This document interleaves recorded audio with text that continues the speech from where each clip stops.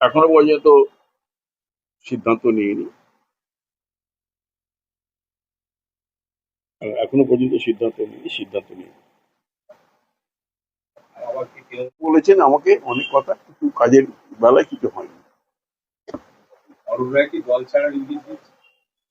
না, দল ছাড়ার কথা এখনো ভাবি। আপনার বাড়িতে সেদিনকে একটা হামলা হলো, সেক্ষেত্রে কি দল কোনো পাশে থেকে যাবে?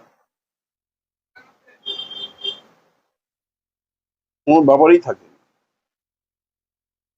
হাওড়াতে একটা সময় দেখা যাচ্ছিল যে একজন যুব সভাপতি দায়িত্ব নিয়ে সবকিছু করছিল, সেক্ষেত্রে তাকেও তো পাওয়া যাচ্ছে না এখন এই মুহূর্তে। হাওড়া সেটা দল জানে, দল বুঝবে। হাওড়া জেলা সভাপতিকেও পাওয়া যাচ্ছে না।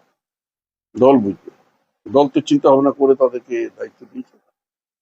আপনি কতদিনের ডিসিশন জানাবেন? এখন তো দলের প্রতি এখনো পরিস্থিতি তৈরি হয়নি, সেরকম পরিস্থিতি তৈরি হোক, দেখা যাবে।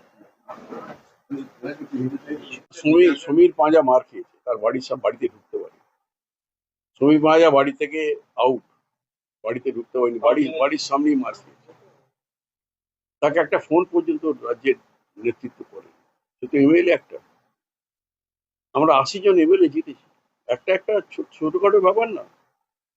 আমরা কদিন আগে ক্ষমতায় ছিলাম, সরকারে ছিলাম, একটা ফোন পর্যন্ত তার দিয়ে। সুতরাং ক্ষোভ আছে নেতৃত্ব।